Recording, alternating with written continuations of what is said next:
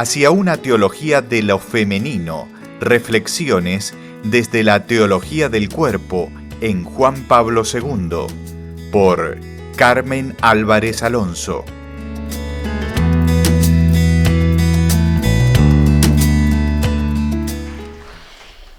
Primero, muchísimas gracias, de verdad con muchísima gratitud y mucho cariño por esta invitación que me habéis hecho a hablar en este foro, que valoro no solamente el esfuerzo que estáis haciendo y habéis hecho por organizarlo, sino valoro sobre todo el haber planteado un tema como es el de la mujer y además con un carácter público, es decir, tener la valentía de poner sobre la mesa el tema de la mujer, que es una de las urgencias pastorales más vivas que tiene ahora mismo la Iglesia, ¿no?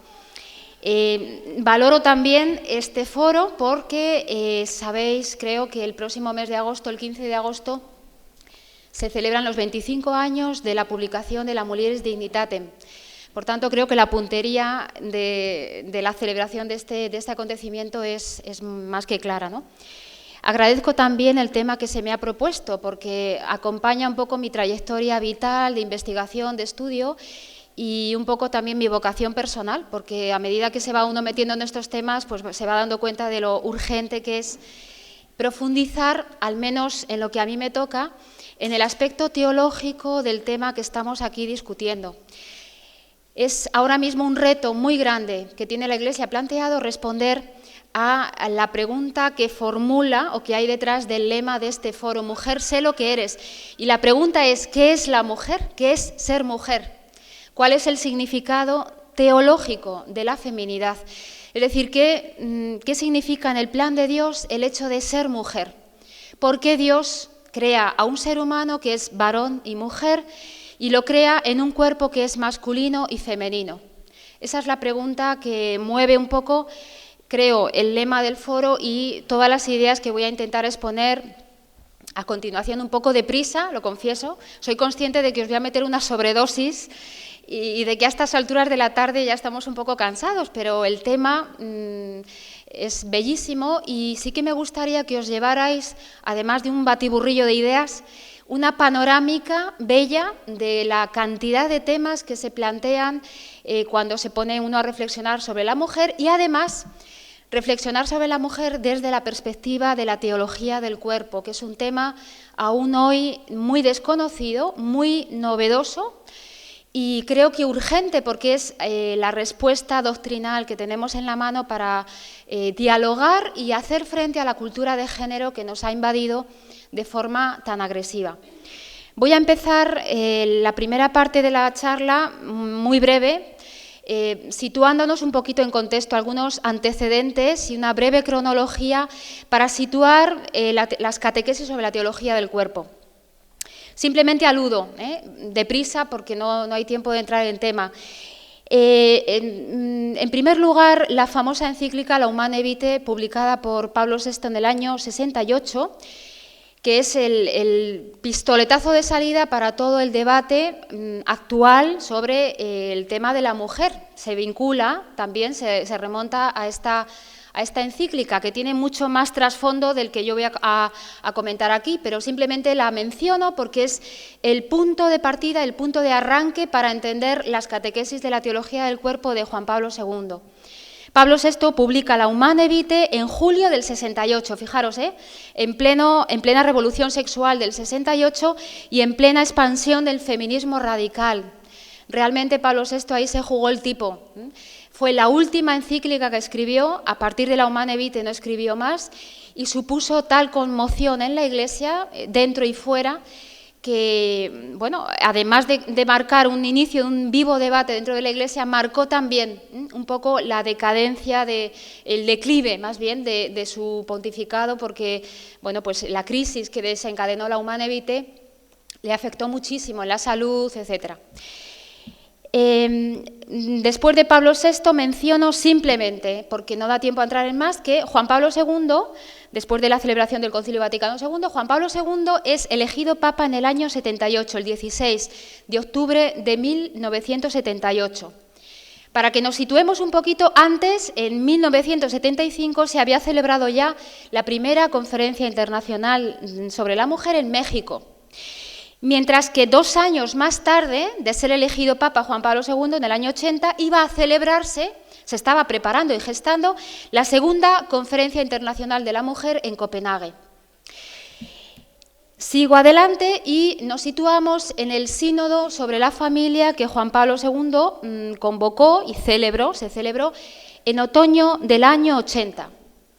Este es el siguiente hito más importante para situar las catequesis sobre la teología del cuerpo porque, fijaros, Juan Pablo II es elegido Papa en el año 78 y lo primero que hace en su pontificado es convocar un sínodo, convoca a toda la Iglesia a reflexionar sobre los temas del matrimonio, de la familia, de la contracepción, del amor humano, de la sexualidad, de la bioética, etc.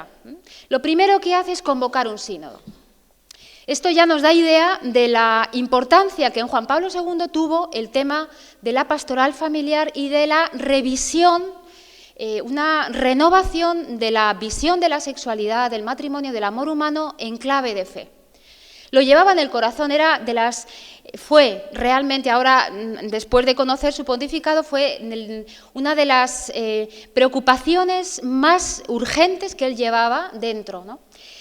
Bueno, el sínodo de la familia, del cual sínodo salió, lo sabéis, la Familiaris Consortio, que es un documento modernísimo, señala pasos adelante importantísimos en pastoral familiar, en la visión sobre la familia. Bueno, es un documento fundamental, pero Juan Pablo II, con motivo del sínodo de la familia, comienza durante las audiencias de los miércoles una serie de catequesis, que él las llama así, catequesis, que se prolongan desde el 5 de septiembre del año 79, es decir, a los pocos meses de ser elegido Papa, él comienza esta serie de audiencias generales durante los miércoles y se prolongarán hasta noviembre del 84.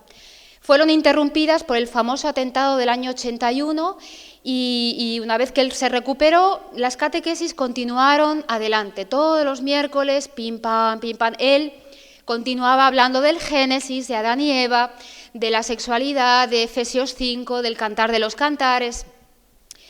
En su momento no suscitaron todo el interés que hubieran debido suscitar y mucha gente, esto en los periódicos del momento se puede ver, ¿no? Los comentarios de mucha gente decía, bueno, este Papa, claro, es polaco, acaba de empezar, claro, con los problemas tan gordos que hay sobre la mesa, ¿qué hace hablando de Adán y Eva y del Génesis? Las catequesis pasaron un poco desapercibidas y es ahora, cuando la ideología de género ha entrado en Europa de una manera violenta, cuando estamos echando mano y tirando del corpus doctrinal que Juan Pablo II nos dejó en las catequesis sobre la teología del cuerpo. ¿Por qué Juan Pablo II comenzó su pontificado hablando de la teología del cuerpo? Porque él, profeta, gran profeta de su tiempo, sabía lo que estaba pasando en Estados Unidos, sabía que todo lo que se estaba gestando allí, todo el feminismo que se estaba gestando allí, que estaba extendiéndose de manera virulenta, sabía que tarde o temprano la acción de la ONU iba a penetrar de forma implacable en Europa. Y comenzó despacio, pero de forma muy, muy ordenada, este gran ciclo de catequesis que digo se alarga hasta el año 84. Fijaros que acaban las catequesis sobre la teología del cuerpo y en el año 85 se celebra la Conferencia Internacional de la Mujer en Nairobi. En el año 88, fijaros para que os hagáis idea de cómo se van entrelazando los documentos de Juan Pablo II, todas las líneas doctrinales que él desarrolló en su pontificado se entrelazan, van dialogando con los diferentes documentos y conferencias que organiza la ONU sobre el tema de la mujer. En el agosto del año 88 publica la Mulieris Dignitatem. En el año 94 publica la Carta de las Familias y va caminando hacia la Conferencia Internacional de Pekín, que fue el pistoletazo de salida para la implantación a nivel mundial de la ideología de género. En el año 95, cuando se celebró aquella conferencia de Pekín, Juan Pablo II publicó la Carta a las Mujeres. No sigo, por no alargar más este punto, pero cuando uno recorre ahora, después, a posteriori, los documentos que él fue publicando, se va dando uno cuenta de que estudió prácticamente todos los puntos nucleares que pone en cuestión la ideología de género. Trabajó la familia, trabajó la niñez, trabajó la vida, trabajó la feminidad, trabajó la masculinidad. Es interesantísima la línea que él abre a partir de la Redentoris Custo sobre el papel y el significado de la masculinidad en la figura de José, el gran desconocido. Por cierto, paréntesis, no creo que sea accidental ni casual que el Papa Francisco haya empezado su pontificado el día de San José. Es urgente, como un reto grande que tenemos planteado, desempolvar, recuperar y redescubrir la figura de San José, la figura y el significado de la paternidad y el significado de la masculinidad. Es urgente ahora mismo responder desde la revelación y desde la teología qué significa también la masculinidad. Una segunda parte, también voy a pasar muy deprisa, para no detenerme porque quiero entrar de lleno en lo que es propiamente el tema. Voy a mencionar algunos motivos, solo algunos, hay muchísimos, algunos motivos, algunas claves, primero de carácter cultural, que hacen urgente y actual, más que nunca, conocer y difundir la teología del cuerpo.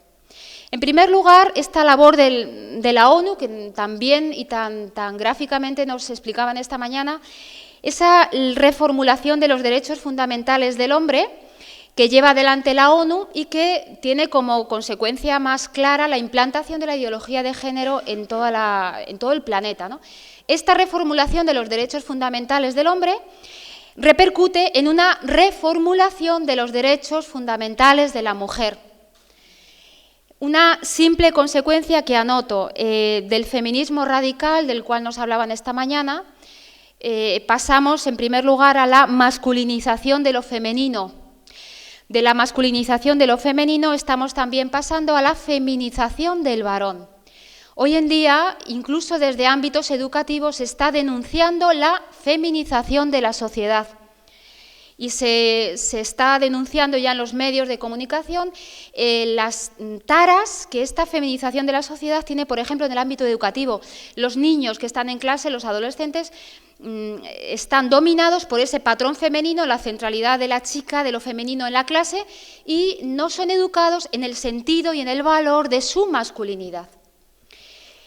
Una segunda clave es esa interpretación biofisiológica de la maternidad y de la mujer, que explica y entiende la maternidad no solamente como una carga, no solamente como una fuente de esclavitud para la mujer, sino que, sobre todo, vacía de significado la maternidad. La maternidad aparece ya desvinculada, atención, de la clave de la feminidad, que es la lógica del don. La maternidad no se explica desde la lógica del don y se traslada al ámbito de los derechos. La maternidad es un derecho o no es un derecho, y deja de explicarse desde la lógica del don. No es el don, no es un don de la mujer a través del cuerpo, sino que es un derecho que la mujer se ha apropiado y, por lo tanto, dispone de él a su antojo y según su voluntad. Esta interpretación puramente biologicista de la maternidad pues tiene consecuencias bastante graves porque ha despersonalizado el cuerpo. El cuerpo se ha desprovisto de su carácter personal, ha perdido su significado teológico y, sobre todo, el cuerpo se ha desvinculado de su vocación al amor. El cuerpo ya no está llamado al amor, ya no tiene una vocación inscrita en el propio cuerpo y en la lógica del don, en la dinámica del don, sino que el cuerpo se ha convertido en un instrumento de placer, en un objeto, en algo puramente material y biológico del cual yo dispongo. En esta visión del cuerpo, la sexualidad pierde también su carácter simbólico, ya no es una promesa de una plenitud mayor. La sexualidad se reduce al placer y a la genitalidad. Es decir, ya no expresa el don de la persona, ese don que se expresa a través del cuerpo, ya no es una promesa de una plenitud, de un amor más verdadero que va más allá del goce inmediato, ya no es promesa. En esta visión puramente biologicista de la maternidad y de la mujer, Por supuesto, se ha borrado la figura del padre y el significado de la masculinidad. Esto es clave, digo, hay que recuperar la figura de San José y el significado que la paternidad y la masculinidad de José y de Cristo, el cuerpo masculino de José y el cuerpo masculino de Cristo tienen en el plan de Dios. Este lenguaje biologicista es peligroso porque impide el anuncio del Evangelio como el Evangelio del amor. En una sociedad en la que la sexualidad, el amor se reduce a puro erotismo, a puro placer, a puro emotivismo, no cabe el Evangelio del amor. Y no cabe un amor que se entiende desde la cruz. ¿Quieres saber qué es el amor? Mira a la cruz, porque ese es el amor total que se te ha dado en el don del cuerpo. Este mensaje del amor no cabe en una sociedad en la cual la sexualidad y el amor se ha reducido a pura experiencia instantánea y fugaz. Otra clave que simplemente señalo es esa cultura pansexualista, corporeísta, que pone en el centro el cuerpo y el sexo, esa dimensión, solamente la dimensión erótica y sexual del cuerpo. Ese es el centro de la sociedad y de la vida social. Una cultura pansexualista, corporeísta, que por una parte exalta el cuerpo en extremo, pero por otra parte conduce a una experiencia del amor frustrante y decepcionante. En el día a día del matrimonio, de la familia, muchas veces nos pesan los fracasos, las desilusiones y el constatar que aquello que el amor prometía, en realidad, en la realidad del día a día, no es así. Es una ilusión, el amor es una ilusión. Por tanto, hay que liberarse del amor, del cuerpo para el amor, de la procreación, de la sexualidad, etc. Otra clave es lo que un sociólogo actual, Bauman, llama la cultura líquida, el amor líquido. Estamos en una cultura líquida, dice este autor.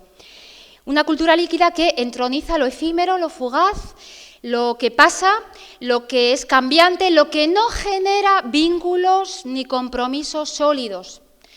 En una sociedad líquida se identifica la sexualidad con la mera genitalidad. El criterio que prima es el placer. Si me gusta, lo hago y además moralmente está bien.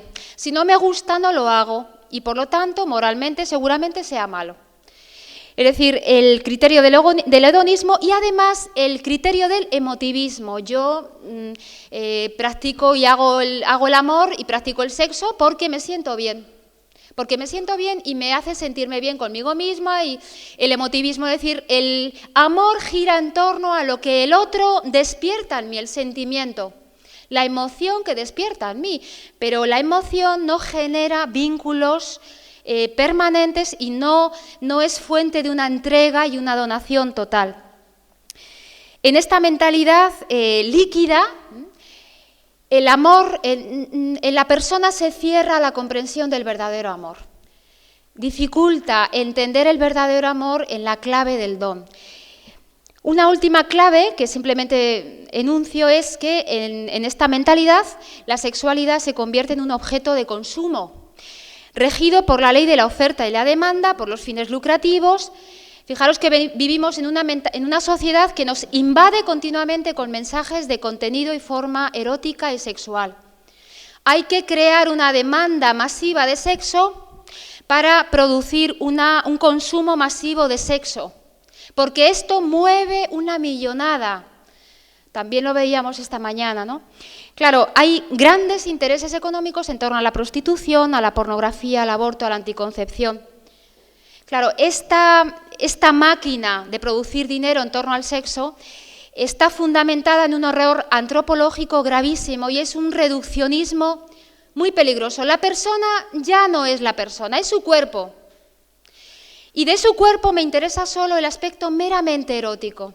El cuerpo se reduce a eros, al placer.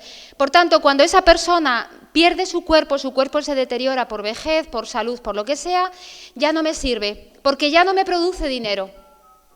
La sexualidad está convertida en un objeto de consumo, una mercancía de consumo. El utilitarismo no puede asegurar la presencia del amor en las relaciones humanas y menos en las relaciones sexuales. El utilitarismo. Además de estas claves culturales, hay más. No las voy a enumerar porque no me quiero alargar más. Simplemente voy a mencionar 2 motivos que yo he llamado eclesiales para profundizar y conocer la teología del cuerpo. Mirad, la ideología de género, la cultura pansexualista que nos rodea no justifica el interés por la teología del cuerpo, es muy poco ese motivo. La teología del cuerpo se justifica en sí misma porque es una visión tan radicalmente novedosa del amor, de la sexualidad, del matrimonio, de la masculinidad y de la feminidad, que por sí sola, aunque no existiera la cultura de género que nos rodea, merecería la pena estudiarla, conocerla, vivirla y darla y testimoniarla. La teología del cuerpo nace, sobre todo, de esa renovación profunda que impulsó el Concilio Vaticano II, no solamente en la teología, sino sobre todo en la antropología. Hay que recuperar una visión adecuada de la persona, adecuada es decir, que explique no solamente el alma, sino también el cuerpo, porque somos cuerpo. Por tanto, hay que recuperar la visión de la persona, de toda la persona, también del cuerpo, que se nos ha dado en la revelación. Esa revelación que está contenida de una manera fresquísima, bella, nueva en el Génesis, en los 2 primeros capítulos del Génesis. Por tanto, el Concilio Vaticano II impulsa una renovación interior en la teología y en la antropología, fruto de la cual son también estas aportaciones de Juan Pablo II en torno a la teología del cuerpo. Y dentro de la Iglesia también, Juan Pablo II se sitúa en el debate que suscitó en su momento la Humanae Vitae. Él dice, yo quiero aportar a la Humanae Vitae, quiero aportar una fundamentación antropológica, bíblica, filosófica, de por qué ese punto central de la Humanae Vitae, por qué en el acto conyugal son inseparables los 2 significados, unitivo y procreador del acto conyugal. ¿Por qué? El por qué empieza a desarrollarlo Juan Pablo II partiendo del cuerpo. Por tanto, las catequesis de la teología del cuerpo no solamente se expresan, se explican desde la cultura, sino sobre todo desde la inquietud que nace dentro de la Iglesia de responder a la pregunta, ¿quién soy yo? ¿Por qué tengo un cuerpo masculino y femenino? ¿Por qué soy mujer? ¿Qué significa ser mujer? ¿Qué significa ser varón?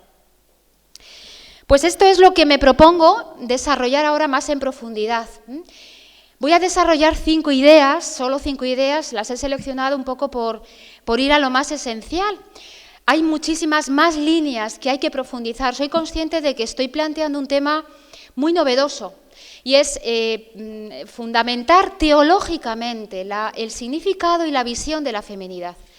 Es decir, ¿qué tenía Dios en la cabeza cuando crea a Eva y cuando piensa e idea y modela en el barro del Génesis, en el barro primordial, un cuerpo femenino? ¿Por qué Dios, de los infinitos modos posibles de ser hombre, infinitos, por qué Dios, de esas infinitas posibilidades de ser humano, crea solo una, este ser humano, que es varón y mujer? Y además con un cuerpo que es masculino y femenino. ¿Por qué? ¿Qué tenía Dios en la cabeza y sobre todo en el corazón para modelar y crear un ser humano que es y solo es masculino y femenino? Pues voy a proponeros 5 pistas, 5 temas de reflexión que son a la vez líneas de investigación, porque insisto, estoy planteando un tema, creo, muy novedoso dentro de la propia teología. En primer lugar, la feminidad es un don. Es un don, la hemos recibido. Es un don y al mismo tiempo una tarea, una vocación, es un camino. La ideología de género parte de un principio fundamental antropológico y es que yo no soy mi cuerpo. Ustedes están viendo aquí una mujer, no, yo no soy mujer, pero puedo elegir ser transexual, bisexual, varón, puedo elegir eso hoy, mañana puedo volver a elegir ser otra cosa. La ideología de género parte de un principio fundamental, yo no soy mi cuerpo. La teología del cuerpo, la revelación cristiana, partimos aquí de un principio fundamental, yo soy mi cuerpo. Yo soy mujer en todo lo que hago, en todo lo que digo, en todo lo que pienso y en todas las células de mi cuerpo. Soy mujer. Y esto es lo primero que nos enseña el cuerpo, que nuestro cuerpo es un cuerpo recibido. No lo hemos elegido, lo hemos recibido y por lo tanto en el cuerpo hemos recibido también nuestro sexo, nuestra feminidad. Es un don. El sexo no es una opción cultural, no es una construcción cultural, educativa, no es una decisión personal. Yo no elijo ser mujer. Recibo ese don de mi feminidad. Los dones se acogen y se reciben, no se manipulan, no son derechos, los dones se acogen. El sexo, por tanto, no es una opción cultural, no es un derecho, es un don recibido. Tiene su origen en Dios. Lo recibimos de Él junto con nuestra singularidad personal y junto con el cuerpo. Esto es lo primero que nos enseña el Génesis, que fue Dios quien modeló el barro primordial de aquel Adán del principio. El cuerpo lo hemos recibido y esto es fundamental porque la ideología de género sitúa el origen del amor en la persona. Yo elijo lo que quiero ser, yo elijo la forma en la que voy a vivir mi sexualidad. La revelación cristiana nos dice que el amor tiene su origen en Dios, es decir, existe un amor primero, un amor absolutamente primero, un amor creador, que es el amor absolutamente primero de Dios, que nos envuelve, que nos precede, que nos sostiene en el ser mucho antes incluso de que tú y yo seamos conscientes de ese amor primero que nos ha dado el ser. El amor, por tanto, tiene su origen en Dios. Nuestro amor siempre es amor segundo, siempre es una respuesta al amor de Dios. Esto es fundamental porque la primera verdad que nos enseña nuestro cuerpo es que somos hijos. Tenemos nuestro origen en otro, no solamente en otro con minúscula, nuestros padres, sino en otro con mayúscula que es Dios. Somos hijos. Nuestra condición filial nos define.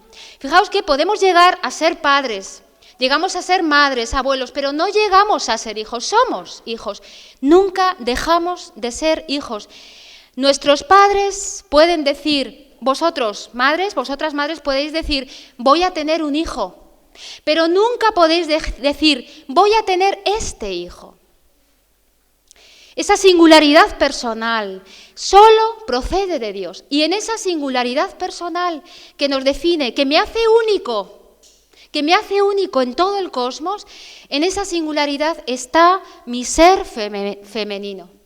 Soy así y soy mujer porque Dios me ha pensado así. El origen de mi feminidad, de mi ser está en Dios. El amor lo hemos recibido. La ideología de género se empeña en crear una sociedad huérfana. El mundo de hoy, el hombre de hoy, no es un hombre que se sienta hijo. Quiere ser adulto. Él ha convertido la sexualidad en un derecho porque quiere él decir dónde está el bien y dónde está el mal. Seréis como dioses, dice el Génesis. Vivimos en una sociedad que se empeña en ser adulta. Qué importante redescubrir el significado filial, no solamente de la vida cristiana, sino del amor. En el orden del amor hay que reconocer una primacía al amor filial. En el amor filial, que es el que se vive y se aprende en la familia, yo aprendo a amar porque primeramente aprendo a ser amado. Aprendo a amar. Y eso es ser padre, ser madre, porque primeramente me he sentido amado, he recibido el amor. Esto significa ser hijo. Fijaros, el Génesis insiste de muy diversas maneras en esta verdad, en el valor personal de nuestra identidad sexual. Cito solamente en este punto 2 versículos, Génesis 1:27, que dice así: y creó Dios al hombre a su imagen de Dios lo creó. Macho y hembra los creó. Es interesantísimo en un solo versículo cómo el texto alterna ese singular plural. Lo creó, los creó. Macho y hembra los creó, imagen de Dios lo creó. ¿Qué dice este singular plural? Que el hombre es creado uno. Somos uno. La totalidad de lo humano es masculina y femenina. Todo lo humano es solo masculino y femenino. Pero a la vez el hombre no solo es uno, son dos, son diversos. Es masculino y es femenino, los creó. Fijaros que los dos primeros capítulos del Génesis marcan también el significado personal de la diferencia sexual. Génesis 1 habla de macho, hembra los creó. En Génesis 2 no se dice macho, hembra los creó, se dice varón y mujer los creó. Varón, mujer. Del Génesis 1, macho, hembra, se pasa al Génesis 2, varón, mujer. La diferencia sexual, el sexo, no es un dato biológico. Va más allá de lo biológico, está llamado a convertirse en una nota personal. El ser humano, tú y yo, somos los únicos seres llamados a pasar del macho-hembra al varón-mujer. La forma humana de vivir nuestra sexualidad. Varón-mujer. Esto significa que la feminidad es un camino. Tengo que caminar, es una vocación, tengo que llegar a ser varón, llegar a ser mujer. He recibido la feminidad como un don, pero tengo que llegar a ser lo que soy. Este camino, masculinidad, feminidad, tiene un vértice. Serán los dos una sola carne. Esta expresión que es bellísima, de las expresiones y de los misterios más bellos de la Sagrada Escritura, llegar a ser una sola carne. El camino del varón y de la mujer pasa por llegar a ser una sola carne, y eso es posible porque el varón y la mujer son seres creados para el otro. Somos seres para. La masculinidad está hecha, pensada, querida para la feminidad, y la feminidad para la masculinidad. Esto es importante porque ni la masculinidad ni la feminidad se entienden en sí mismas, al margen del otro. La ideología de género plantea una reflexión sobre la feminidad autónoma, individualista.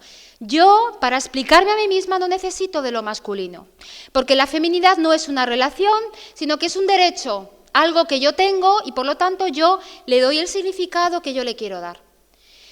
La revelación cristiana precisamente explica la masculinidad y la feminidad como una relación. Yo necesito existir frente al varón, para el varón, si quiero entender mi feminidad, y al revés. Esto, el camino de la masculinidad y de la feminidad, implica un dato importantísimo, y es la temporalidad. Somos mujeres, pero nos vamos haciendo mujeres en el tiempo, crecemos en nuestra feminidad a través del tiempo. Fijaros que, no entro, pero la maternidad, que es lo más específico de la feminidad, está vinculada al tiempo. La plenitud de los tiempos se da, se cumple, está vinculada a la maternidad virginal de María. El principio de la historia de la salvación, Génesis, está vinculado a una mujer, Eva, la madre de todos los vivientes. La maternidad está vinculada al tiempo también al final de la historia, en la parusía, porque en ese momento vendrá la esposa. El Apocalipsis habla de la esposa. Por tanto, el tiempo tiene una especial vinculación con la maternidad. El Génesis, por tanto, reafirma esta dualidad sexuada del hombre. Juan Pablo II tiene en la Familiares Consortio una afirmación atrevidísima, muy grande, un paso adelante muy grande, y es que viene a decir que puesto que el hombre ha sido creado a imagen de Dios, y el hombre, todo lo humano es masculino y femenino, la imagen de Dios en el hombre es dual, es masculina y es femenina, los dos. La unidad de los dos es a imagen de Dios. ¿Qué significa esto? Que allí donde hay comunión de los dos, una comunión que se expresa en el cuerpo, pero no necesariamente tiene que estar vinculada a lo biológico del cuerpo, allí donde hay comunión, Dios se refleja con mayor nitidez como en una imagen, la comunión de los dos. Juan Pablo II llama a esta idea, lo llama la unidad dual, es decir, la unidad primordial, dice él. Hay entre el varón y la mujer, por el hecho de haber sido creados así, varón-mujer, una reciprocidad que es mucho más que una reciprocidad afectiva. Una reciprocidad, dice él, ontológica, en el nivel del ser. Somos seres para. Y esto por el hecho mismo solo de existir como seres sexuados. El ejemplo de las manos derecha e izquierda es muy claro, creo. La mano derecha es derecha porque dice relación a la izquierda. La mano izquierda es izquierda porque tiene enfrente de sí la mano derecha. El varón y la mujer son varón-mujer porque se miran y se explican y se entienden uno en relación al otro. Si yo tuviera solo una mano, un pie, un ojo, no podría decir que es ni derecha ni izquierda. Esa es la ideología de género, explicar la mano, la mujer, la feminidad, al margen del otro. Paso al siguiente punto, que es la masculinidad y la feminidad integradas en la historia de la salvación. ¿Qué significa esto? Que la historia de la salvación es masculina y es femenina.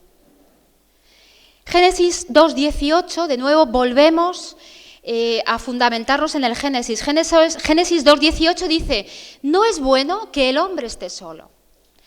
No tengo tiempo de explicar qué significa aquí la soledad, pero es un tema muy original que introduce Juan Pablo II, bellísimo, de una densidad teológica, antropológica espectacular. No es bueno que el hombre esté solo, voy a hacerle una ayuda adecuada, una ayuda semejante. Y es entonces cuando Dios crea a la mujer. Es decir, existir como varón-mujer significa existir uno junto al otro, existir como ayuda semejante. Génesis 2:23 lleva más allá esta expresión, ser ayuda semejante.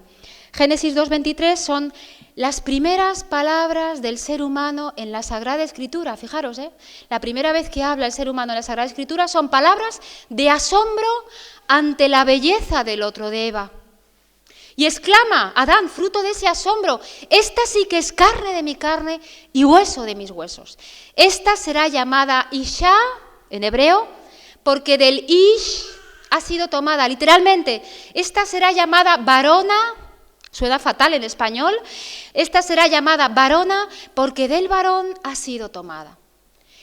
Varón, varona, ¿qué descubre Adán a la vista de Eva? Descubre que tiene un cuerpo como el de Eva, humano, distinto, absolutamente distinto a todos los demás cuerpos creados. Adán y Eva se descubren a sí mismos como un cuerpo distinto a los demás cuerpos creados. Yo no soy una lechuga, no soy una montaña, no soy un árbol, no soy una piedra, no soy una máquina. Soy humano. Y además, frente a Eva, Adán se descubre no solo humano, sino distinto, masculino. Adán descubre el valor personal del cuerpo. Adán descubre que está hecho para el otro. Que su sexualidad y su cuerpo le llaman a salir de sí para entregarse al otro. Ese es el significado personal del cuerpo. La pregunta es, ¿en qué ayuda la mujer al varón? ¿En qué ayuda el varón a la mujer? La mujer al varón, en realidad, perdonad, tiene que ayudarle en todo, pero especialmente en el orden del ser. Yo ayudo al varón a ser varón y el varón me ayuda a mí a ser mujer, a ser lo que soy. Esta ayuda complementaria, esta reciprocidad entre lo masculino y lo femenino, es también el ritmo que marca la historia de la salvación. Fijaros, esto es tan clave. Dios salva lo humano. Dios quiere salvar lo humano y lo humano es solo masculino y femenino. Y Dios salva lo humano, masculino y femenino en el tiempo, en la historia. Por tanto, Dios, para revelarnos su misterio de amor, para decirnos quién es, cómo ama al hombre, se sirve del lenguaje humano del amor, que es masculino y femenino, para revelarse en el tiempo. Se sirve del lenguaje del amor, que es masculino y femenino, y es el lenguaje que tú y yo entendemos. Dios, para decirme cómo es el amor que me tiene, utiliza el lenguaje mismo del amor humano. Y ese lenguaje es masculino y es femenino. Y esa es la historia de la salvación, una historia de un amor. El amor entre Dios y los hombres, que reviste las formas del lenguaje del amor humano. Masculinidad y feminidad. Unidad y diferencia, reciprocidad y complementariedad. Esa es la historia de la salvación. Esto Juan Pablo II lo lleva a culmen en un número impresionante de la Mulieris Dignitatem, en el número 11. Juan Pablo II en esta carta deja caer expresiones que son atrevidísimas. Yo cuando las leo y las releo digo, esto lo dice un papa, y porque lo dice un papa, pero lo digo yo, lo dice una mujer y suena escandaloso. Lo dice un papa. Una de esas afirmaciones estelares es el número 11 de la Mulieris Dignitatem. Dice él, hay un misterio de la redención, hay una revelación que se nos ha dado, se nos ha volcado en el lenguaje de la masculinidad, en el misterio del ser varón, Adán, José, Cristo. Pero dice él, hay una revelación correlativa, esto es muy fuerte, una revelación correlativa que se añade, que completa la revelación que se nos ha entregado en la línea del varón. Dice él, en la línea de la mujer bíblica hay una revelación correlativa que completa, que explica, necesaria, recíproca a la revelación de Dios que se nos ha dado en la línea del varón.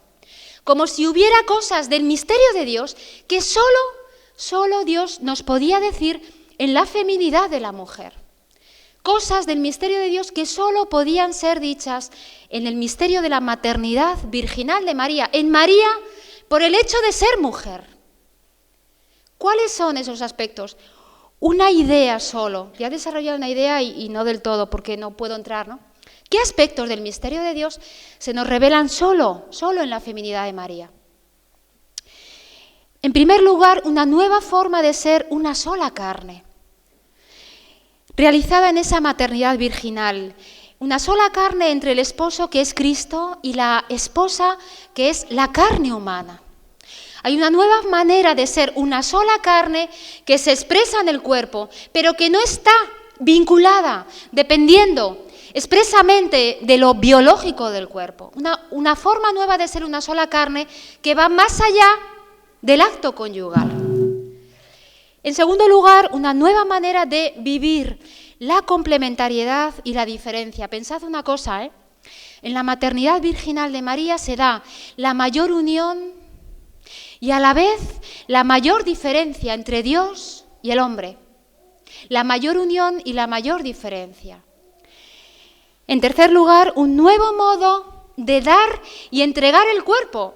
Se puede entregar el cuerpo de un modo nuevo, distinto al modo de entregar el cuerpo propio del acto conyugal. Esto es fundamental para entender cómo se vive la sexualidad en la forma virginal y no solo conyugal. Hay una manera nueva de entregar el cuerpo que no es el modo propio del acto conyugal. Esa manera nueva de entregar el cuerpo conlleva una fecundidad nueva, que no se reduce solo a la procreación, a la fertilidad, sino que va más allá. Una fecundidad que es más universal. Una fecundidad que no es solo biológica, que está vinculada al Espíritu Santo.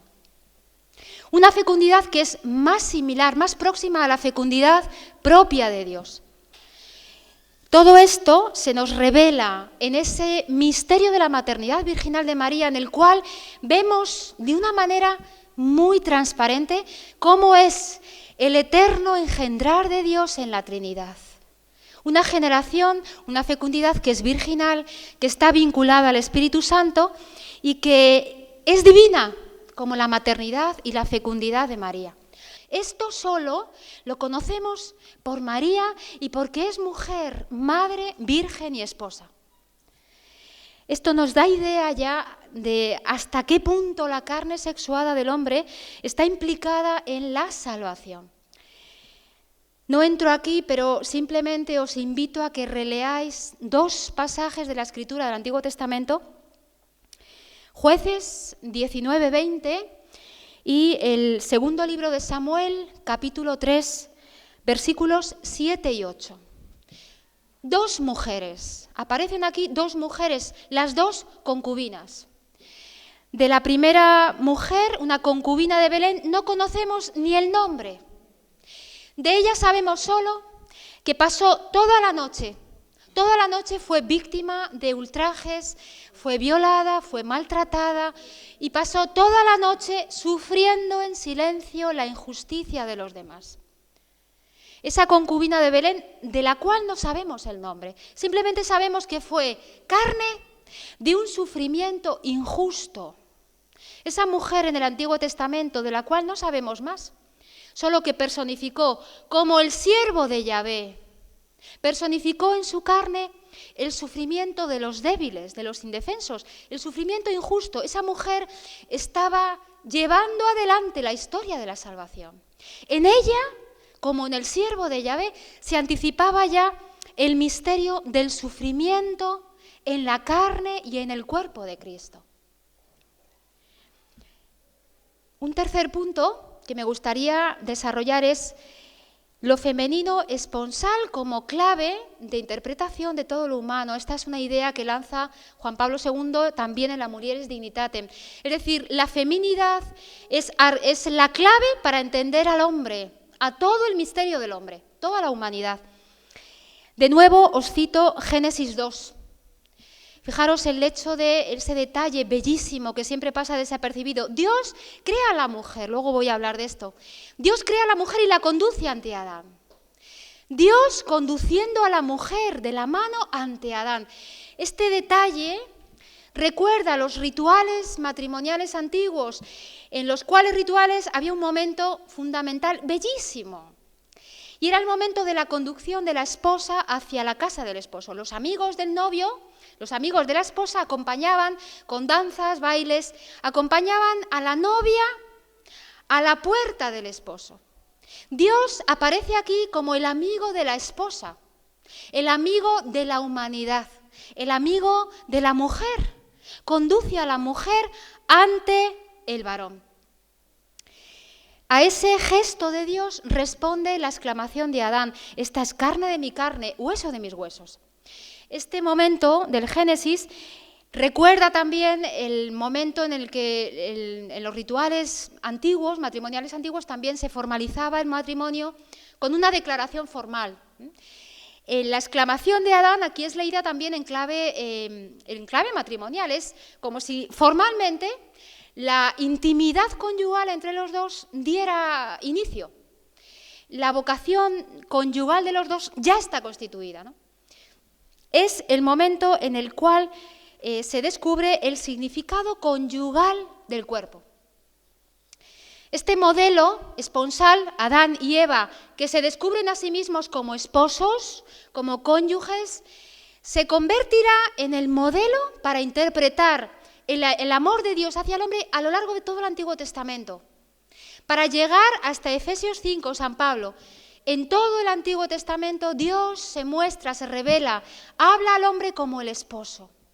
El esposo que llama al hombre, al pueblo de Israel, a todos los hombres. Carne de mi carne, hueso de mis huesos. Realmente el esposo Dios se hará carne de mi carne, hueso de mis huesos en la encarnación. Y San Pablo llegará a decir ese misterio de amor nupcial, que es Dios esposo y la humanidad esposa, llega a su vértice en Cristo y la Iglesia.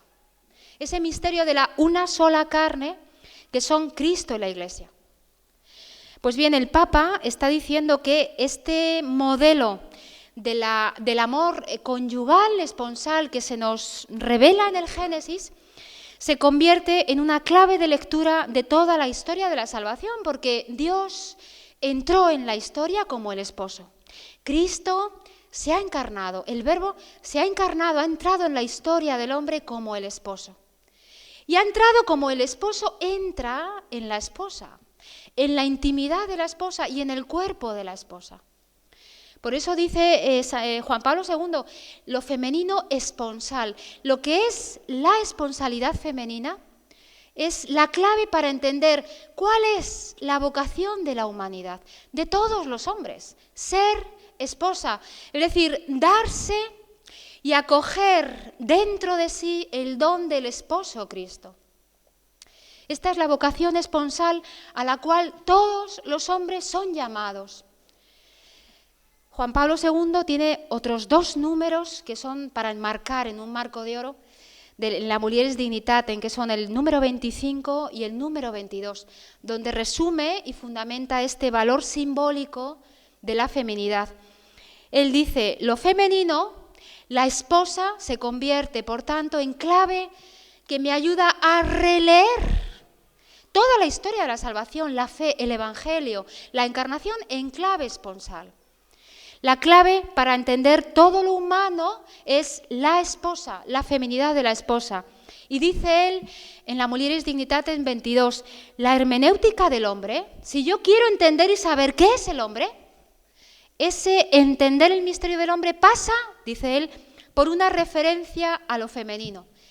Esta afirmación es revolucionaria porque el Concilio Vaticano II, en la Gaudium et Spes 22, había dicho que el misterio del hombre solo se esclarece a la luz del misterio del Verbo encarnado.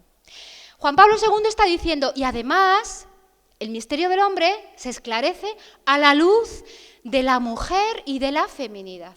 Está completando de una manera absolutamente novedosa ese principio que ya formuló en su momento el Concilio Vaticano II. El misterio del hombre, si quiero entenderlo, tengo que entenderlo desde la clave de la esponsalidad femenina.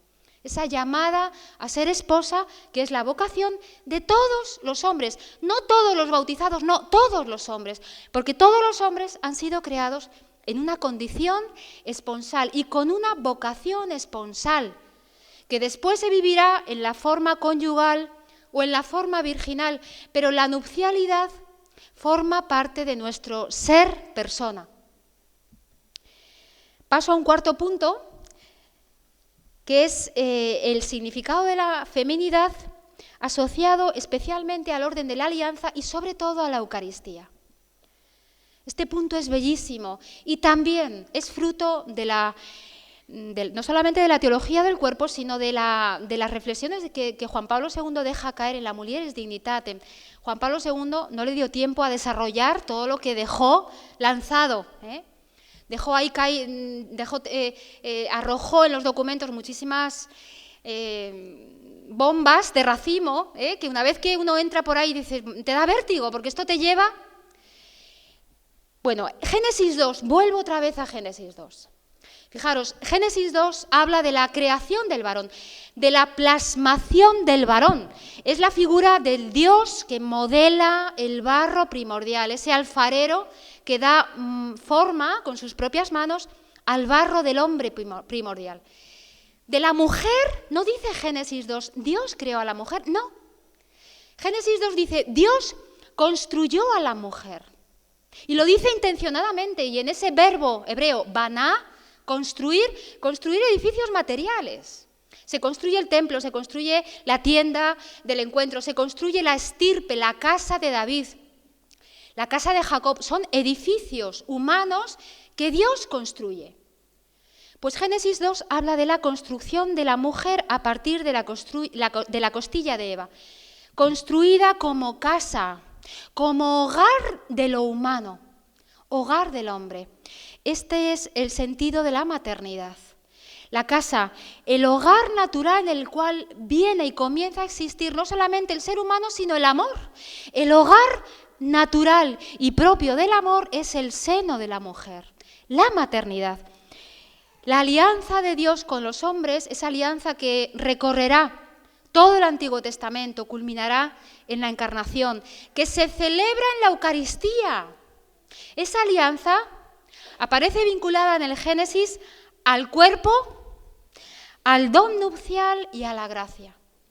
La alianza de Dios con el hombre está vinculada al cuerpo. En la Mulieris Dignitatem, también el número 19, tiene Juan Pablo II una expresión bellísima que me voy a permitir leerla.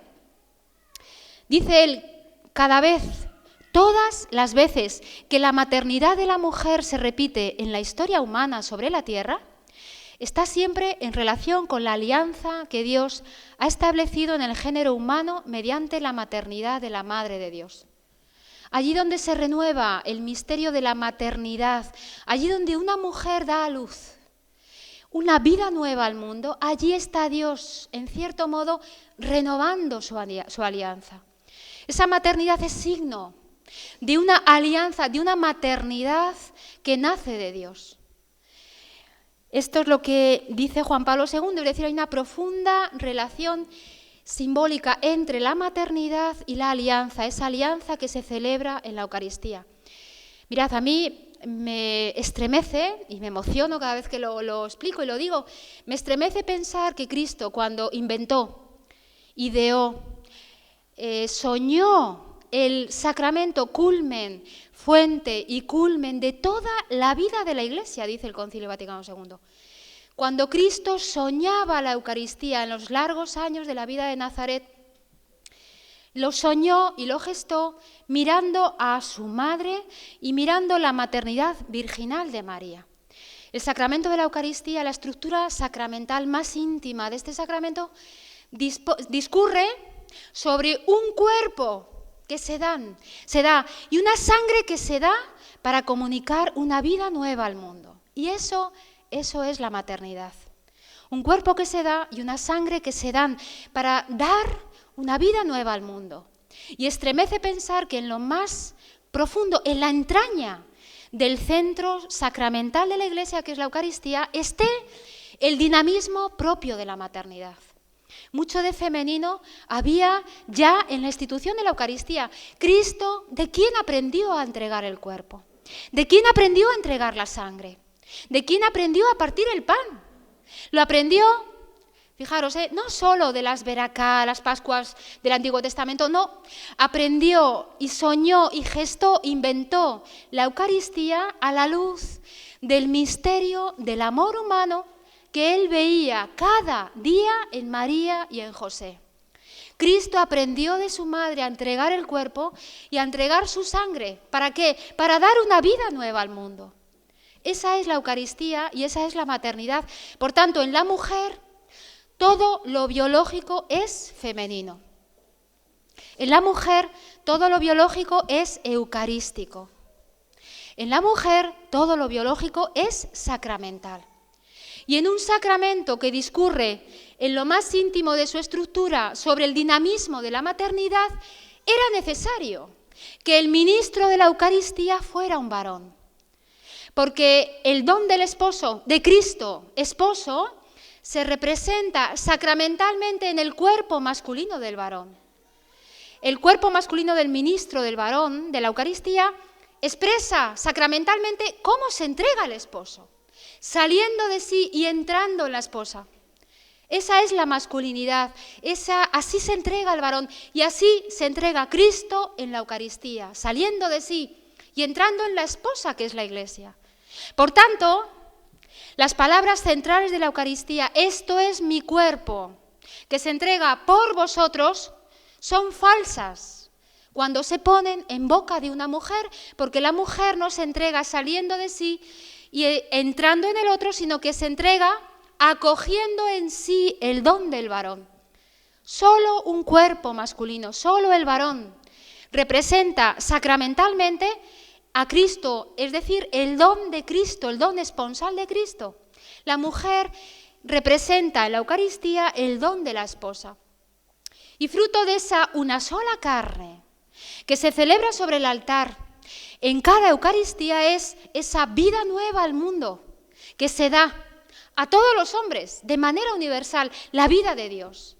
Por tanto, la Eucaristía celebra, representa sacramentalmente sobre el altar la masculinidad y la feminidad, el misterio de la una sola carne, del cual hablaba ya el Génesis, se celebra sacramentalmente no solo cuando, como decía Juan Pablo II, cada vez que la mujer da a luz, sino se celebra sacramentalmente allí donde se celebra la Eucaristía. La Eucaristía tiene mucho de masculino y de femenino. Ese feminismo radical, descentrado, que niega a Dios y que no se entiende a sí mismo, niega también el valor del cuerpo como expresión, lugar, modo, lenguaje en el cual se expresa el don. En la Eucaristía, Cristo se entrega como se entrega al esposo y se entrega a la esposa. Los que recibimos el sacramento somos la esposa. Y fruto de esa una sola carne que se celebra y se realiza la Eucaristía es La vida nueva que tú y yo comunicamos al mundo cuando salimos del sacramento de la Eucaristía. Termino con este último punto, bellísimo, a mi modo de ver, muy novedoso y que os invito a profundizar. La feminidad tiene una especial connaturalidad, cercanía con el Espíritu Santo en el orden de la fecundidad. Tenemos una sintonía, un feeling especial con el Espíritu Santo. Vuelvo de nuevo al Génesis 2:20, fijaros, dice el texto, Adán llamó a su mujer Eva. ¿Qué significa Eva? La llamó así Eva por ser la madre de todos los vivientes. Los vivientes son todos los seres humanos. Eva, la madre de todos los vivientes. Y Génesis 2:7 habla del soplo de Dios. Estas dos citas que voy a desarrollar ahora hablan, no puedo entrar en profundidad, pero hablan del significado trinitario del cuerpo. El cuerpo habla de la Trinidad. La feminidad habla de una manera especial de cómo es la relación del Espíritu Santo dentro de la Trinidad con el Padre y el Hijo. Génesis 2:7 es el famoso versículo en el cual, lo sabéis, Dios, una vez que ha modelado el barro, sopla sobre el barro primordial ese aliento de vida, sopla sobre el hombre. En ese aliento de vida que el barro del hombre, la carne recibe de Dios, el hombre, por ese aliento de vida, dice el texto, se convierte en un ser viviente. ¿Qué significa este soplo de vida? ¿Por qué Dios sopla sobre la carne del primer hombre? En ese soplo de vida es Dios mismo quien se está entregando al hombre. La masculinidad y la feminidad aparecen ya desde el principio vinculadas a este don personal de Dios, en ese soplo, en un soplo que es portador de vida. Dice el texto, Dios sopló y el hombre se convirtió en un ser viviente. Ese soplo, ese don de Dios es un don portador de vida. La feminidad, ¿cuál es el sentido de la feminidad? La feminidad tiene como nota específica y propia recibir, acoger en sí mismo un don primero, el don del varón, que es siempre portador de vida. La mujer recibe el don del varón, un don que es portador de vida para, a su vez, darla. Y este modo de recibir el don y la vida en el don, se expresa en el cuerpo y forma parte de la estructura de la maternidad. Tanto varón como la mujer se entregan en el cuerpo, pero no entregamos el cuerpo de la misma manera y no entregamos la vida de la misma manera. En la vida trinitaria, no voy a entrar, no os asustéis que no voy a entrar en el Tratado de Trinidad, pero en la vida trinitaria hay dos formas de fecundidad. Una forma que se llama inmanente dentro de Dios, ¿no? Dentro de la vida misma de Dios, entre el Padre, el Hijo y el Espíritu Santo, una fecundidad que se da dentro de Dios. Y una fecundidad que se llama trascendente, fuera de Dios, fuera de sí misma y que se ha mostrado y revelado en la historia de la salvación. Estas dos formas de fecundidad, estos dos dinamismos de la fecundidad son propios, están muy vinculadas a la acción del Espíritu Santo. Estas dos formas de fecundidad en Dios se repiten, se prolongan, se encarnan como en una imagen en la fecundidad humana, masculina y femenina. La fecundidad humana es a imagen de Dios y es también inmanente y trascendente, pero fijaros, si cabe, es una imagen más nítida, más clara de la fecundidad divina, la fecundidad propia de la maternidad de la mujer. El varón es imagen de la fecundidad inmanente de Dios porque él mismo es portador de vida. Él es el don primero de la vida, el inicio primero de la vida. El varón hace fecunda a la mujer. Y esa fecundidad trascendente es que el varón lleva en sí la vida para darla a la mujer y hacerla fecunda, es decir, hacerla madre y esposa. Y el cuerpo expresa ese don, expresa ese doble movimiento que se expresa también en el modo de dar el cuerpo. El varón sale de sí y entra en la mujer. La vida siempre conlleva un don de sí para entrar, darme al otro, y eso es lo que expresa el cuerpo. La mujer tiene una fecundidad inmanente, si cabe, más clara que en el varón. La mujer es portadora de vida, sobre todo, no solo, pero sobre todo en el momento de la gestación. Es portadora de vida, lleva dentro la vida de los tres, del varón, del hijo y la suya propia. Es la fecundidad inmanente en la mujer. Esa fecundidad se hace trascendente cuando la mujer da a luz. ¿El qué? La vida. Y la da fuera de sí misma. Y da a luz la vida de los tres, del padre, de la madre y la vida del hijo. La da fuera de los dos, del varón y de la mujer, fuera de la unidad de los dos. Les hace salir a los dos de sí mismo. Pues así es el Espíritu Santo en la Trinidad. En el credo llamamos al Espíritu Santo Señor y dador de vida. Señor, es decir, dueño, portador de la vida. Señor, portador de la vida para darla. ¿Cómo? Primero, de una manera inmanente. El Espíritu Santo es la fecundidad en Dios. El Espíritu Santo recibe en sí, esto es lo propio de la maternidad, recibe en él el don fecundo, esa reciprocidad fecunda, el don fecundo del Padre y del Hijo al Padre. La vida de los dos, del Padre y del Hijo, que es también la suya propia. Y a su vez el Espíritu Santo es dador de vida, porque Él es, dentro de Dios, quien hace Padre al Padre e Hijo al Hijo. Él da el ser Padre al Padre y el ser Hijo al Hijo, porque es la fecundidad que une, que hace fecundo el don entre el Padre y el Hijo. Pero esa fecundidad en Dios se hace trascendente, sale fuera de Dios. El Espíritu Santo da hacia afuera la vida de los tres, la vida del Padre, la vida del Verbo, del Hijo, y la suya propia, que es la vida del Espíritu Santo. Y la da hacia afuera a través de la maternidad de la Iglesia. El Espíritu Santo es quien hace fecunda a la Iglesia. Y la hace fecunda para dar y comunicar al mundo una vida que ella, la Iglesia, recibe del don primero del varón, que es Cristo. Y una vida que va más allá de lo biológico, más allá de la procreación, más allá de la fecundidad propia de la fertilidad del matrimonio, la vida propia de Dios. Esta es la maternidad de la Iglesia y este es el fruto, la vida de Dios se nos da en el don del Espíritu Santo. Es lo que celebramos ahora en este tiempo pascual. El don del Espíritu Santo en el cual se nos da la vida propia de Dios y nos lo da la Iglesia. La Iglesia, antes de ser una ONG, antes de ser una empresa, antes de ser jerárquica, es madre.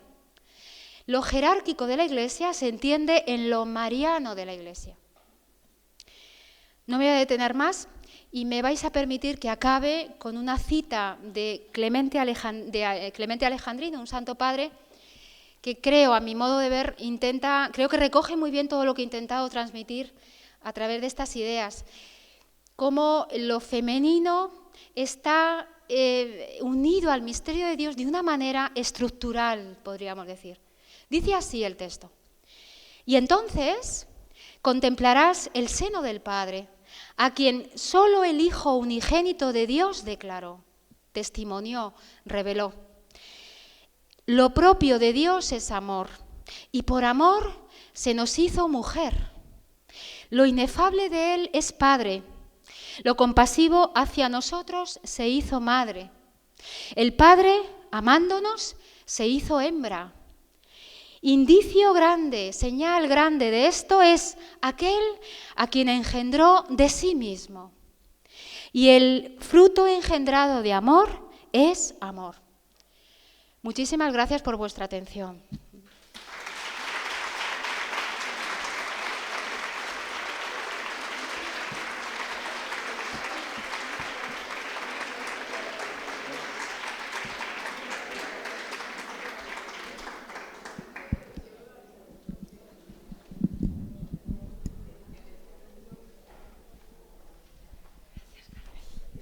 Bueno, vamos a hacer como con el resto de ponentes.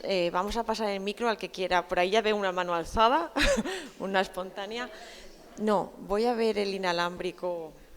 ¿Disponemos del inalámbrico? Muy bien.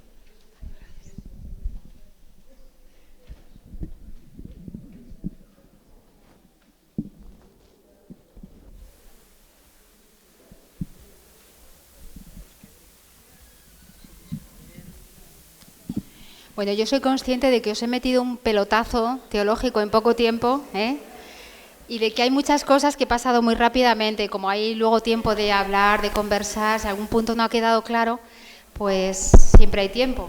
El tiempo es importante, ¿vale? Pero bueno. Hola, y sobre todo y principalmente, pero no únicamente, darte las gracias por iluminarnos, por ser tan exquisita a la hora de hablar y tan iluminadora.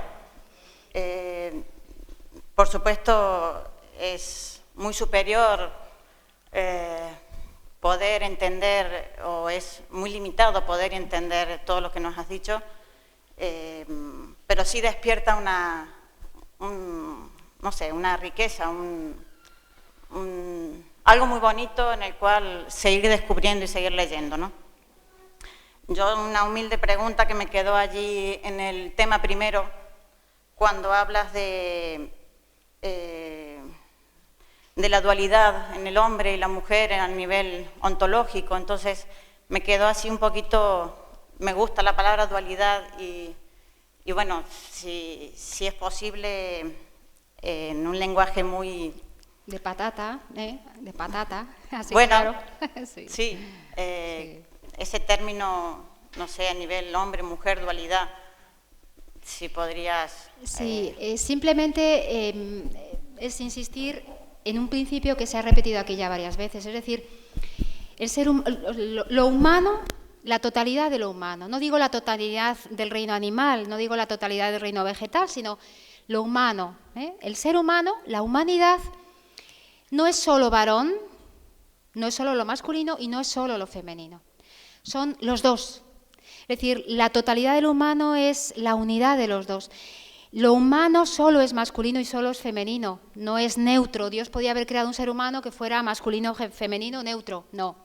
Femenino, masculino, neutro y no sé, no. Entonces, ¿qué pasa? Pues que todo lo humano existe solo, de forma natural, porque ahora ya va uno por la calle y ve de todo, pero naturalmente el hombre es solo hombre masculino y hombre femenino. Y esto, en el orden del ser, somos hombres masculinos y hombres femeninos. La persona es persona masculina y es persona femenina. Por eso se dice en el orden ontológico, en el orden del ser. Las manos.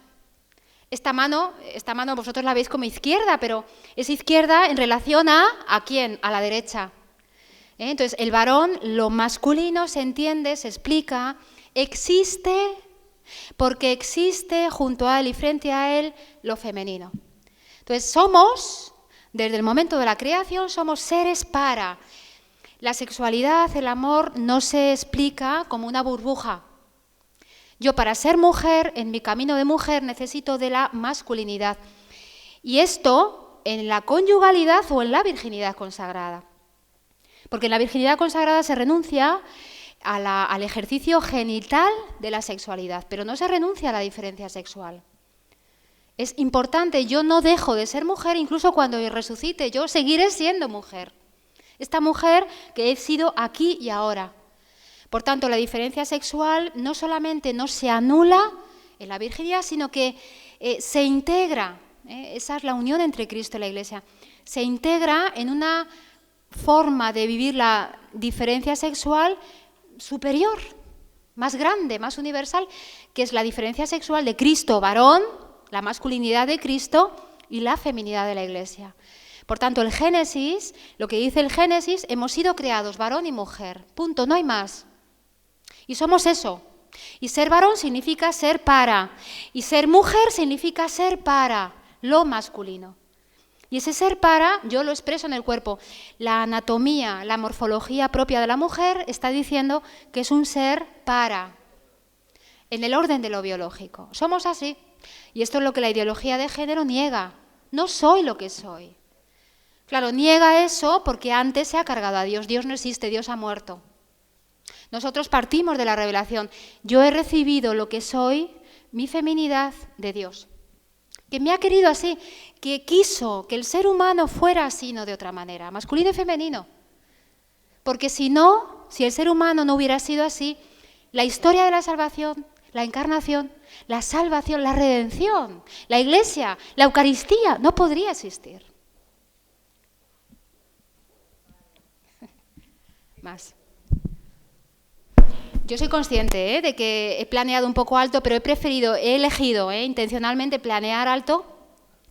Y mi intención no era que entendiéramos todo, porque no se trata de eso, pero sí abriros a un horizonte. Es decir, la Iglesia está haciendo un esfuerzo grande por fundamentar y ofrecer una respuesta en ese diálogo con la cultura de género que tenemos pendiente, ofrecer una respuesta desde la revelación. Porque si no, seguimos repitiendo el tópico que nos repite, no, la Iglesia se encarga de oprimir a la mujer, defender la procreación, cuantos más hijos, más mujer, mejor familia. No, la Iglesia no va por ahí, hay un porqué bellísimo, grandioso. O sea, cuando uno se mete por este camino, se da cuenta de la belleza de nuestra fe y de qué desconocida es nuestra fe. Tenemos en nuestra mano una respuesta no solamente doctrinal, sino una respuesta bellísima, bellísima sobre el sexo, sobre la feminidad, sobre la mujer, que va más allá, pero sin medida de lo que el feminismo materialista, biologicista plantea. Hay que dialogar con la cultura de género, claro que sí. Claro, una cultura de género que niega a Dios, ¿cómo hablas de Dios con esta cultura? Yo no puedo hablar de Dios con estas feministas radicales desmelenadas que no hablo de Dios. Tampoco puedo hablar desde la familia, desde el amor, porque hablamos en chino, yo en chino y ellas en alemán. No puedo hablar de Dios, pero puedo hablar partiendo del cuerpo. Tú y yo somos un cuerpo femenino. ¿Qué significa para ti el cuerpo? Mira, para mí significa esto. Y esto se ve acompañando muchos novios, matrimonios, el amor humano. Allí donde hay amor está Dios. El amor humano lleva a Dios. Si tú quieres, el amor humano lleva a Dios. En el amor humano Dios se está revelando. Tú si quieres lo ves, si no, no. Si quieres lo aceptas, si no, no. Pero el amor es la vía de acceso, la palabra más clara al hombre de hoy para hablar de Dios. No me expliques cómo es Dios. Quiéreme, ámame, dime cómo me amas. Y entonces entenderé que Dios existe y que tu Dios merece la pena. Y luego ya te explicaré quién es Dios. Y te explicaré por qué la Iglesia tiene una serie de normas en moral sexual, conyugal, etc. Pero primero necesito sentirme amado. Y eso, sobre todo también, no solo en el matrimonio. En el matrimonio yo lo primero que necesito es recibir de ti el amor. Enséñame a amar, dime cómo me amas. Y entonces veré en ti a Dios. Más. Bueno, creo que me toca a mí. Sí, creo que sí. Bueno, mil gracias, yo he disfrutado muchísimo. Te quería hacer una pregunta y no sé, porque yo soy una ignorante, yo soy de ciencias puras. Vamos a ver, si yo quiero dialogar con alguien y defender la teología que estáis defendiendo vosotros, ¿tú no crees que sería mejor, en vez de basarse en el Génesis, basarse en los 4 evangelistas y en los Hechos de los Apóstoles? Mira, básate en lo que quieras, ¿sabes? O sea, la cosa es anunciar el Evangelio, pero esto es una experiencia personal, Yo he dado cursos explicando el Génesis, palabra por palabra, detalle por detalle, a gente poco creyente o nada creyente. Y la experiencia que he tenido pues es muy enriquecedora, porque dicen, claro, es que esto es otra manera de leer el Génesis. Y esto es experiencia personal, o sea, yo a medida que voy entrando y releyendo los 2 primeros, el capítulo 3, el sobre el pecado original, es impresionante, es un tratado de psicología femenina impresionante. Pero Génesis 1 y 2, a medida que uno va entrando y profundizando y releyendo y entendiendo la infinidad de detalles que hay ahí, te vas dando cuenta de que es un texto modernísimo. Es un texto de una actualidad. Adán y Eva, sí, Adán y Eva. ¿Qué pasa? Que no sabemos leer el Génesis, no hemos logrado entrar, nos lo han explicado mal, sí, lo hemos leído mal, sí, lo rezamos mal, sí, no lo conocemos. Esto lo digo como experiencia personal. A medida que vas entrando en lo que el Génesis quiere decir, dices, ¡qué barbaridad! Pero qué texto tan moderno. No me extraña que Juan Pablo II, con todos los problemas tan gordos que tenía encima de la mesa, comenzara hablando de Adán y Eva. ¿De la serpiente? Sí. ¿De la manzana? Sí, de eso. Entonces, ¿qué pasa? Hay que partir de la Sagrada Escritura, ¿no? Porque toda la Sagrada Escritura se explica a sí misma, ¿no? Pero la cuestión es no tanto de dónde parto, sino tener la certeza de que en la palabra de Dios, Dios me ha dicho cómo es el amor, y el amor es Él. Y tener esa certeza a la hora de dialogar con el mundo de hoy. Todos los que estamos aquí tenemos que creer en el amor. Tenemos que creer en el amor, porque creer en el amor es creer en Dios. Y si no creemos en el amor humano, a pesar de los divorcios, sí, las estadísticas, sí, a pesar de todo eso, yo sigo creyendo en el amor humano, con todas sus deficiencias, problemas, crisis, cansancios afectivos, etc. Tenemos que creer en el amor. ¿Cuál es nuestro gran pecado? Pues que todavía no hemos descubierto el amor. Muchos católicos no hemos hecho la experiencia íntima, personal, del amor primero creador de Dios. Y Dios sigue siendo una norma, un pin. Me lo pongo, me lo quito, según si estoy en el trabajo me lo quito, si estoy tal me lo pongo, si estoy en la parroquia. Entonces Dios sigue siendo un pin, un algo accesorio en mi vida. No he descubierto, no me siento amada por Dios. Si me siento poco amada por Dios, sabré dar poco amor. Yo aprendo a dar amor, a hablar del amor, a ser testigo del amor cuando antes lo he recibido. Cuanto más lo recibo, más lo doy. Cuanto más grande es el amor que recibo en mi familia, en el trabajo, en mis padres, desde Dios, en la iglesia, entre nosotros. Si es que a veces no nos queremos. No nos queremos. Cuanto más grande es el amor que recibo, más grande es el testimonio que doy del amor. Sin palabras, sin discursos, sin PowerPoint, sin clases, no.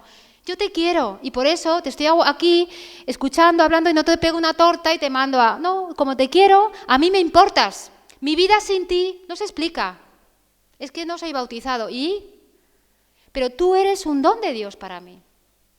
Hasta que no empecemos a amarnos, no sabremos testimoniar el amor. Y muchas veces nuestro gran pecado es eso, que no hemos descubierto que Dios es amor. No nos sentimos amados por Dios. Y por eso a veces no nos queremos entre nosotros. Nos queremos de una forma muy protocolaria, lo de las relaciones puras, ¿no? La conversación de ascensor, tienes que ir al quinto y la otra señora al sexto, y hasta que llegas al quinto vas mirando los botones, buenos días, sí, hace bueno, sí, parece que no va a llover. Bueno, han dicho que quizá mañana, y esa relación no compromete a nada. ¿Tú has dado testimonio de educación, de tal? Sí. A la otra señora le importa un pito lo que tú has dicho, porque le importa que llueva o no, sale del ascensor y dice, pues ya está, menos mal que he llegado. Pues a veces nosotros transmitimos una idea de amor muy superficial, porque no nos falta esa experiencia íntima del amor que te enamora. Dios te enamora y por eso hablas de Él, ya está. Y hablas de Él cuando se trata de defender la vida, de defender la familia, de defender la sexualidad, de defender la moral sexual. De defender la iglesia, que la iglesia es el hogar del amor, es la casa, es el lugar en el que nace el amor. Si en la iglesia no aprendemos qué es el amor, no sé de qué amor estamos hablando al mundo de hoy. Porque el Evangelio es amor, y amor no es sentimentalismo, amor no es erotismo, no. ¿Quieres ver qué es el amor? Mira a la cruz. En la cruz tienes un cuerpo que se te ha entregado hasta el extremo del amor. Y ese es el amor, esa es la medida del amor. La medida del amor no la ponemos ni tú ni yo, no son nuestros cansancios, nuestras dudas, hoy tengo ganas, hoy no, hoy te quiero un poco más que ayer porque, no sé, me he levantado de mejor humor, he dormido más y me han aumentado el sueldo y hoy es que te quiero, vamos, una barbaridad. No, la medida del amor no son nuestros estados de ánimo. La medida del amor es Dios. Y el amor de Dios lo veo en la cruz. Y ese es el amor. Y es impresionante que en el mayor acto de dolor que ha habido en la historia de la humanidad, se dé en Cristo, en la cruz, se dé el mayor acto de amor y de alegría y de felicidad, de gozo que ha habido en la humanidad. Ese es el amor que tú y yo tenemos que testimoniar y que tenemos que descubrir primeramente. Nadie da lo que no tiene, pero para eso está la Eucaristía. Os estoy dando una meditación de retiro, yo creo, pero...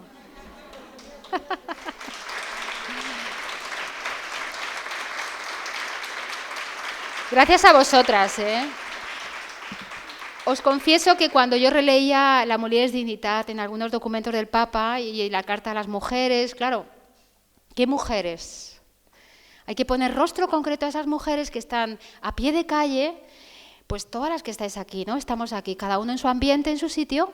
Sois esas mujeres a las cuales el Papa hablaba y a las cuales el Papa daba gracias y a las cuales el Papa impulsaba a seguir defendiendo la verdad de lo que somos.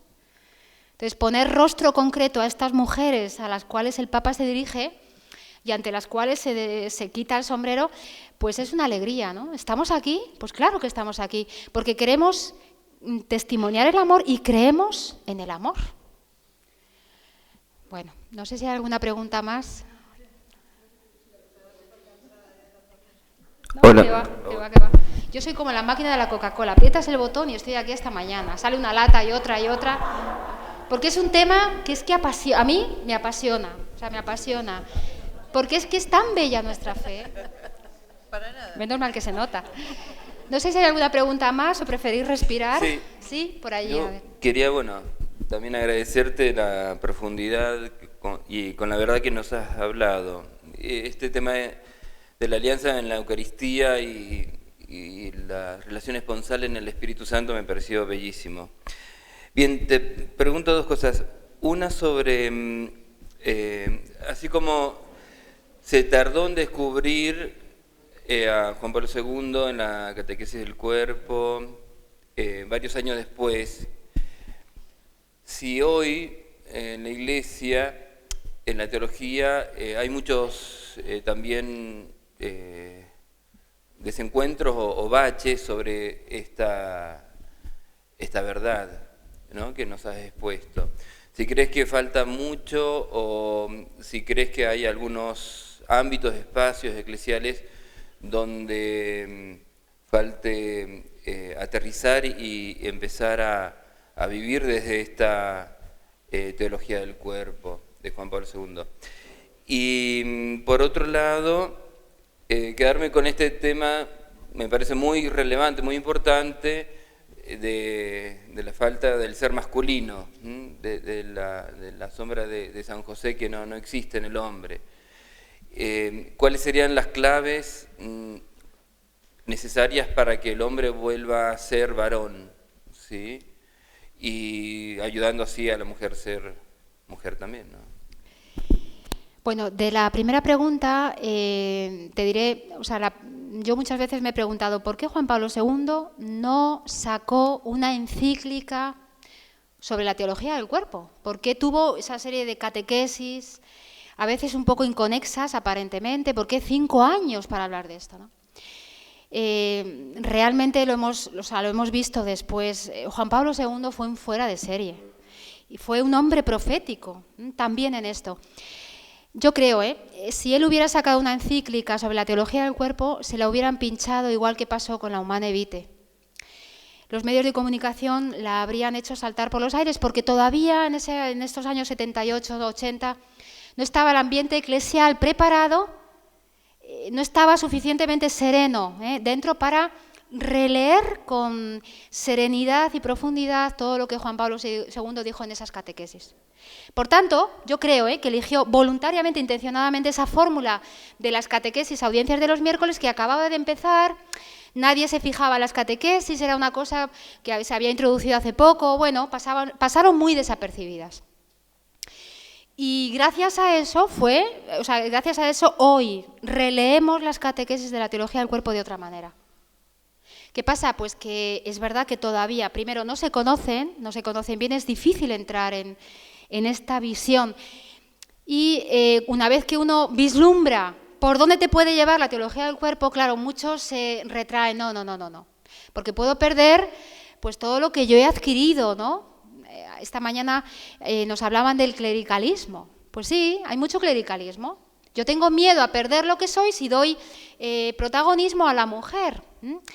¿Que hay formas de machismo? Sí, porque el machismo, el feminismo, las dos cosas, son consecuencia del pecado original.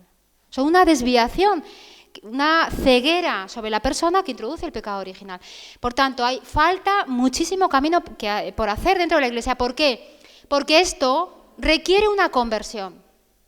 Si yo estoy decidido a entrar por aquí, requiere una conversión de la masculinidad y de la feminidad. Requiere que yo me convierta, que renuncie a ser yo dueña de mi feminidad o de mi masculinidad.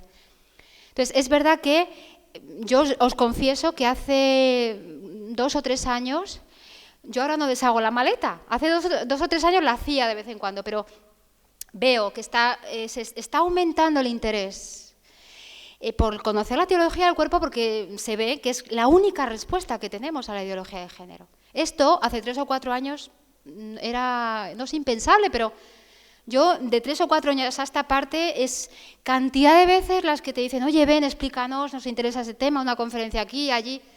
Eso es sintomático, sí, de un despertar. Es ahora cuando las catequesis sobre la teología del cuerpo tienen que dar su fruto. Si lo hubiéramos redescubierto años antes, no hubiéramos podido releer con la serenidad con que lo hacemos hoy todo la visión absolutamente novedosa que nos dejó Juan Pablo II aquí.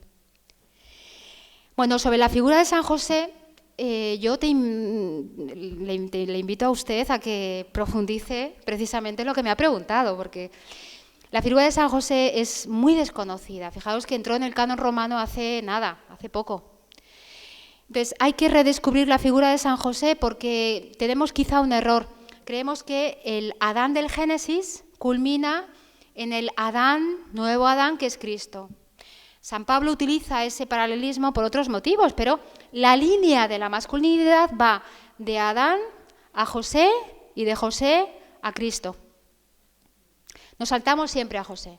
En José, como en María, se nos descubren y se nos revelan aspectos de la fecundidad de Dios que solo se pueden revelar en la masculinidad del varón. Lo propio de la masculinidad es darse a la mujer, a lo femenino. Lo propio de lo femenino no es darse al varón, es recibir al varón y darse a los demás. Esa lógica en la donación es lo que nos hace estar unidos en el don, pero no de la misma manera. Entonces, hay que profundizar en ese ir hacia la mujer que es propio del varón. José, que no se enteraba de nada el pobre, no podía. ¿Pero qué está pasando aquí? Yo me quiero casar con esta mujer, María. Y estaba enamoradísimo de ella, enamoradísimo, perdido. Y sin embargo se encuentra con que va a dar a luz, con que tal, y María le explica, y le dice que el Espíritu Santo, y claro, pensad una cosa, voy a ser un poco bruta. O sea, un matrimonio que va a dar a luz, la mujer se pone de parto y van corriendo a urgencias. Entonces el varón, el esposo, que ha visto durante 9 meses como su mujer va engordando cada vez más, pero no sabe lo que pasa dentro. Y de repente, en cuestión de segundos, entra, la mujer ya no la ve y sale. La enfermera, tenga a su hijo. Y claro, el marido dice, ¿pero qué ha pasado aquí? ¿Qué ha pasado aquí? Entonces la mujer le va explicando, mira, da una patadita, mira, tal, y ahora tal, pon la mano, sí, pero pongo la mano, pero el varón, la maternidad la vive el varón, sí, pero de otra manera. María introduce a José en el misterio de Cristo. María introduce a José en el misterio de la maternidad. Y María introduce a José en el misterio de una fecundidad que va más allá de lo biológico. María enseña a José a ser padre de Jesús. Y enseña a José a ser imagen del Padre eterno aquí, en esta vida, en esta historia. Es, de nuevo, ese movimiento del varón hacia la mujer. José miraba a María para entender lo que estaba pasando. ¿Qué pinta aquí este niño, 30 años, sin hacer nada? Clavando clavos, barriendo virutas. ¿Qué pasa aquí? ¿Pero dónde está el ángel de mis sueños y el ángel Gabriel? ¿Qué pasa? Y María le va introduciendo. Y Jesús, yo me imagino que muchas veces Cristo, el niño, el Jesús pequeño, adolescente, tal, explicaría en aquellas cenas, al caer la tarde en Nazaret, explicaría y les diría, alguna vez este pan partido seré yo. Cristo les iría introduciendo a los dos en su propio misterio. Pero el orden es José a María y de María, José con María hacia Cristo. Es una línea que hay que investigar, hay que profundizar. Está también la opinión, esto es una opinión, hay que fundamentarlo más. Claro, si María no tuvo pecado original, porque había de ser madre virginal del Verbo, nada menos, ¿cómo es posible que José, que estuvo tan íntimamente asociado al misterio de Cristo, al misterio de la maternidad de María, tuviera pecado? Algunos dicen, es imposible. Esto es una hipótesis, es algo que hay que fundamentar. Yo no he dicho nada, no he concluido nada, pero quiero decir que es un tema que hay que reelaborar. Y hoy en día hay que, cuando trabajéis con vuestros jóvenes, los niños, no sabréis explicar por qué San José es padre, pero que aprendan a rezar a San José. Custodio del amor. María es custodio del amor hecho carne y José es custodio del amor hecho carne en María y en José. Pero yo os invito a que redescubramos esta línea, porque hay que fundamentar la masculinidad, no solamente en José, sino en la masculinidad de Cristo. ¿Qué significa que Cristo se encarna como varón? ¿Qué significa la masculinidad de Cristo? Eso es un tema hondísimo y está ahí. Hay que profundizarlo porque de eso depende pues, la antropología adecuada, es decir, saber dar una explicación al mundo de hoy desde la fe. ¿Qué significa que somos varones y mujeres y no otra cosa? ¿Os acordáis de la ministra Ido, aquí en España, esta famosa ministra de Igualdad, que decía, bueno, a mí me encanta porque la pongo de ejemplo muchas veces en clase, pero claro, decía, no somos seres vivos. Oiga, yo no soy una lechuga, la lechuga es un ser vivo, somos más que seres vivos. Pues, ¿qué significa el hecho de ser persona, masculina y femenina? San José, hay que rezarle y hay que contemplar mucho a San José. Sí.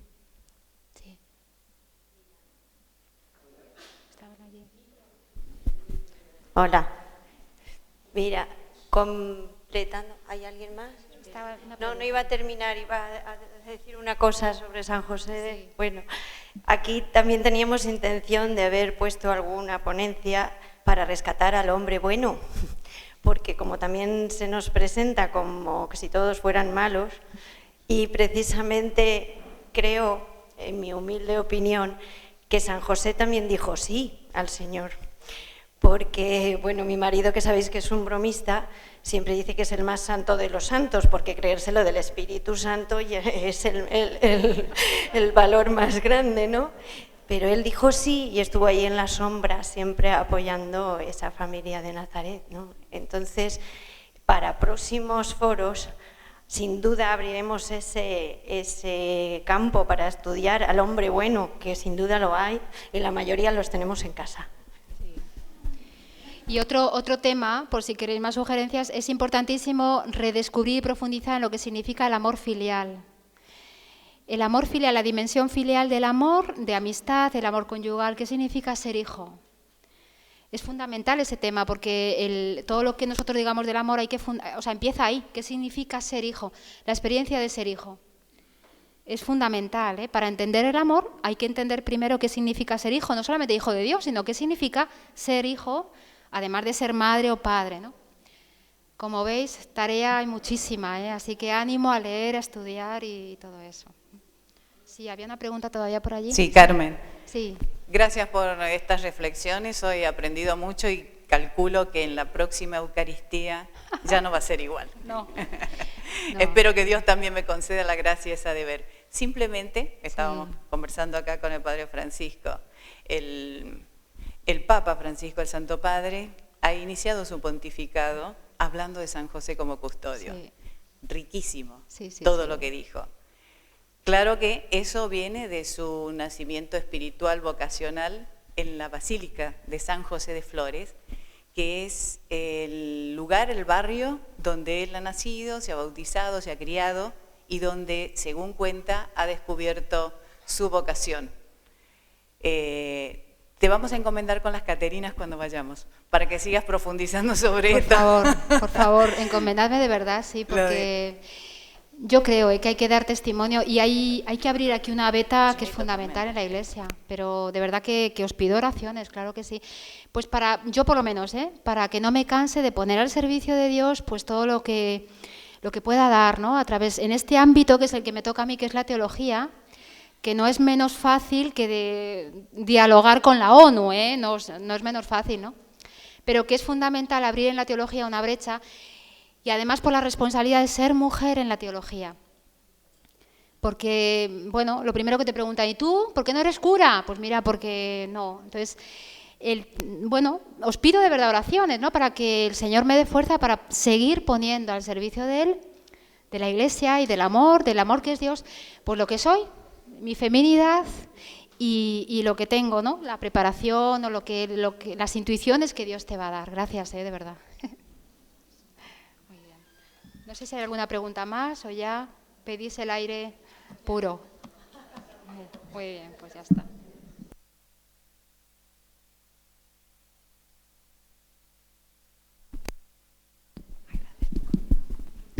Carmen, he de reconocer que te he oído varias veces hablar, te he oído hablar sobre el corporeísmo, te he oído hablar sobre ideología de género, te he oído hablar de varios temas y te conozco un poco, pero hoy es como que te descubro a fondo, ¿no? He de reconocer que nos has permitido comprobar la iluminación que ha tenido Juan Pablo II durante todos esos años donde escribió la catequesis, ¿no? del cuerpo. Simplemente darte las gracias, nos has puesto el listón muy alto porque nos obligas a comprar primero que nada tu libro que está allí a la venta, porque no te creas que nos vamos sabios, tenemos que leerlo y releerlo una vez más. Así que sepan que está allí, le he pedido personalmente a Carmen que lo traiga para que lo sigamos leyendo, estudiando y profundizando. Y nada más, mil gracias por haber dicho sí el día que te fuimos a buscar con Elena allí a tu nueva casa de Mater Dei. Sí. Y nada, que sepas que nos vamos todas felices de haberte escuchado y enriquecidas.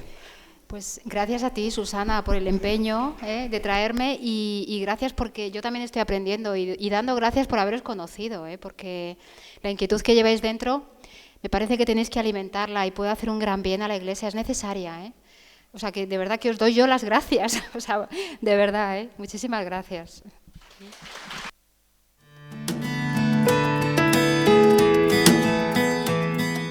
Hacia una teología de lo femenino.